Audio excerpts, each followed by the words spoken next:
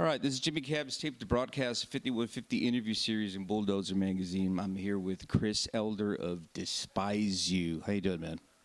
What's up? First of all, thank you for talking to me. I know you're not big on interviews. So I appreciate it. Love Jimmy, so we'll do this. Despise You. This is really interesting, man. One of the things that I've always talked to you about in regards to your band and that I've admired for a long time is the DIY punk ethic. The fact that you try your best to play. Tonight we're at a place called Space 42, which is literally like a little small underground type of place, which really brings back the 80s vibe. You know, we're from the 80s. I really like the fact that you go out of your way to playing these type of independent shows to keep costs low and all ages. My question to you is, are you fucking nuts? Yeah, I just want everybody to come out and have a good time, and no security, and people can bring their own stuff in if they like, and just have a good time, man. No Hollywood stuff, and keep it like that. I got to tell you, when I said is he nuts, for those of you that are not familiar with Despise You, and if you're not, then you definitely should. You have mobs of kids that literally are all over you physically. It seems that you thrive and you encourage chaos and mayhem. But dude, we're in our 40s. I mean, I go to your shows and I have lower lumbar damage. I got kids flying off my shoulder blades. You thrive on that. You like that. Yeah, I think every band where people are ganging up and doing shit like that, the band might not play tighter, but they play more aggressive or get into it, just like the kids are getting into it. So the more, the better.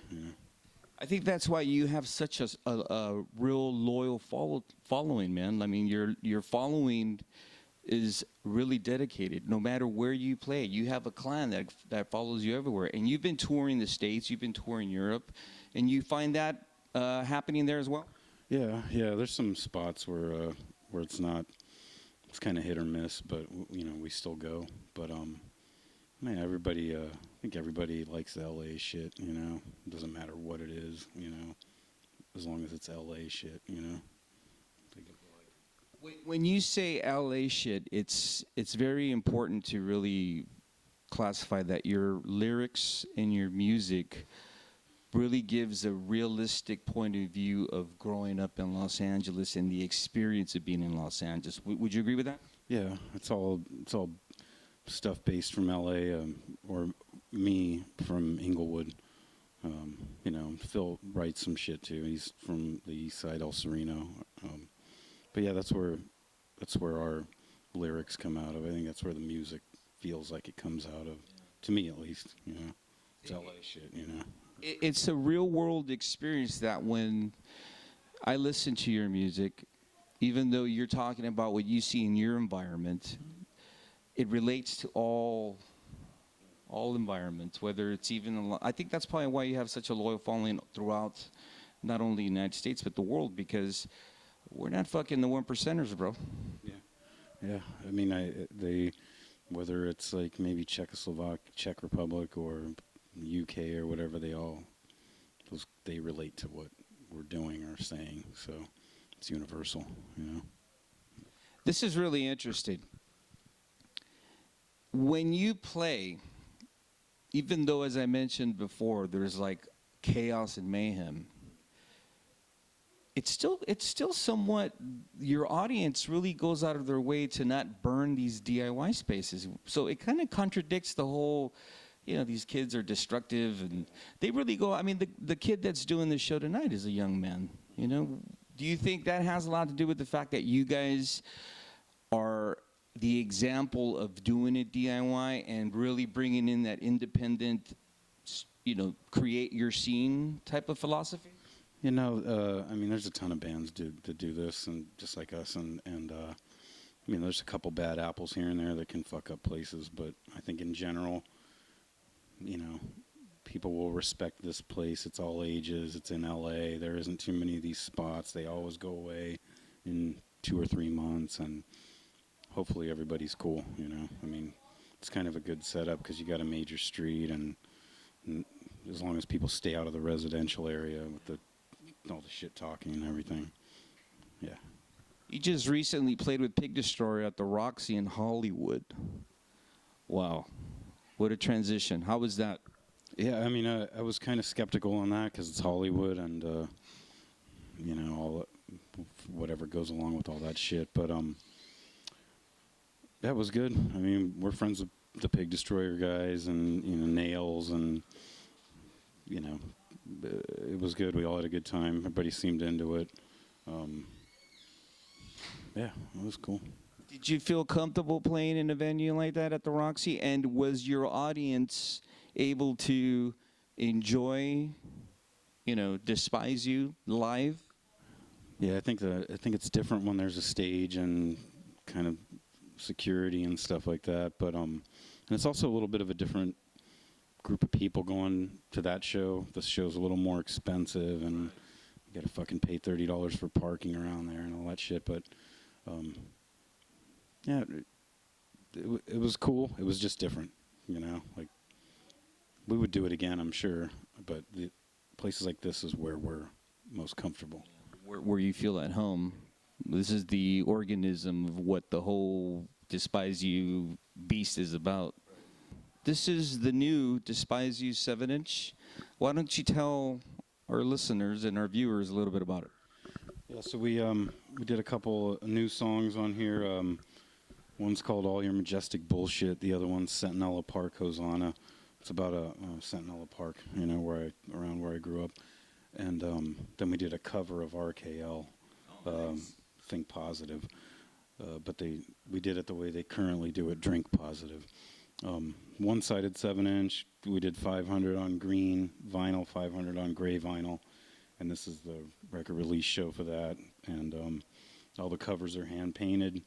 And it's all numbered. And it's just something special for, people to have and, trip out on or whatever. These are all numbered? So this feeds the whole vinyl collector frenzy, correct? Okay. But from us, they're $6, so we can make $1.50 off of each one. You get some gas money. Yeah, right. What is the title of this record again? All Your Majestic Bullshit. Out now. And will you be touring for this?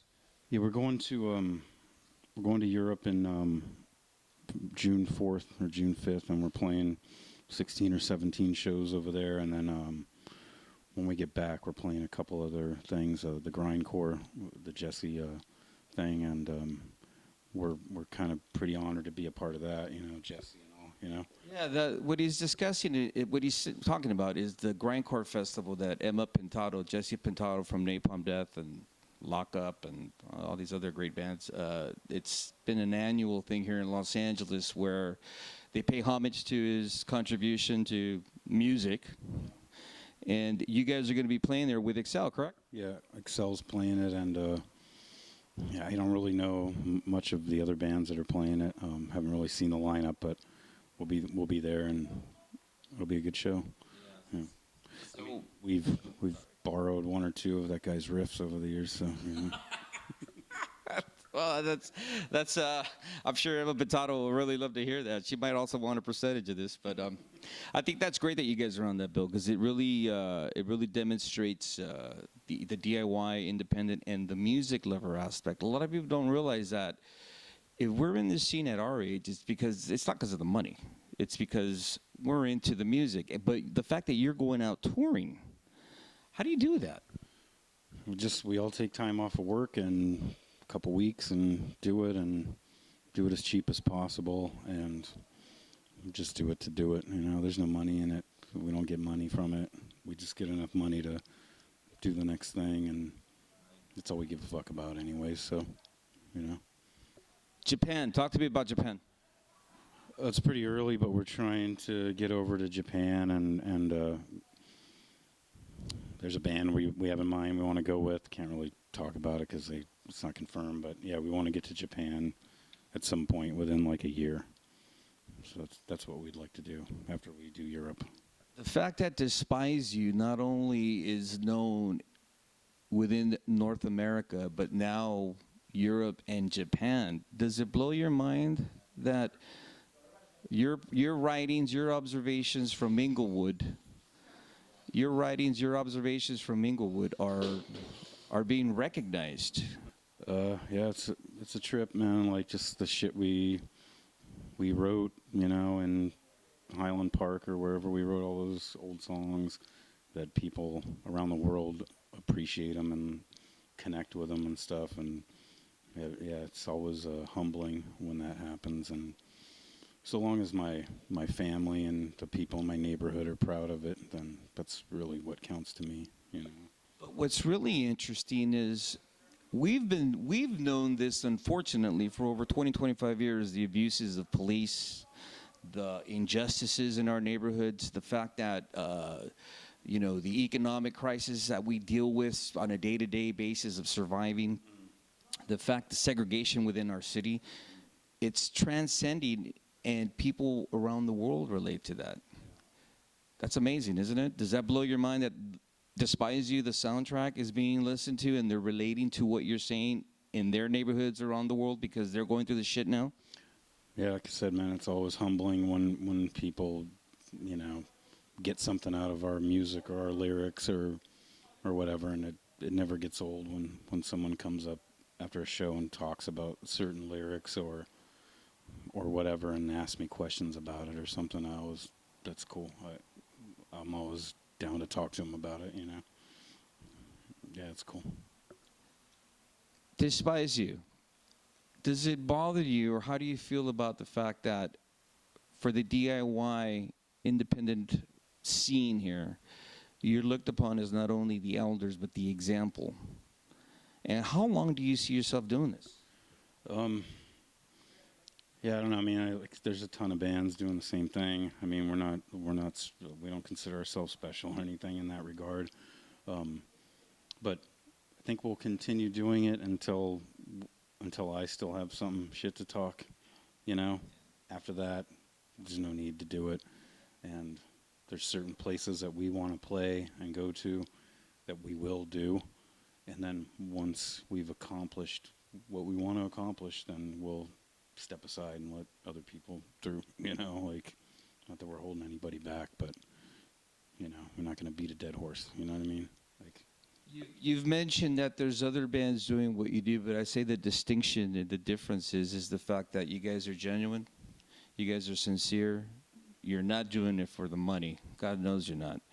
You all have families, and you really bring out an element of bringing real music to kids at an affordable price, but at the same time, the spirit of it, man. In a day and age where everyone's trying to make a fucking buck now. I commend you for that. thank you very much. We all work jobs, so that's how we make our money, and music isn't our fucking job. That's just what we like doing. How can people get a hold of this? Just go to our Facebook page, and there's a store link or something on there, and they can buy that 7-inch. Cool. Yeah. Despise You. Thank you. Thanks, Jim. Thank you.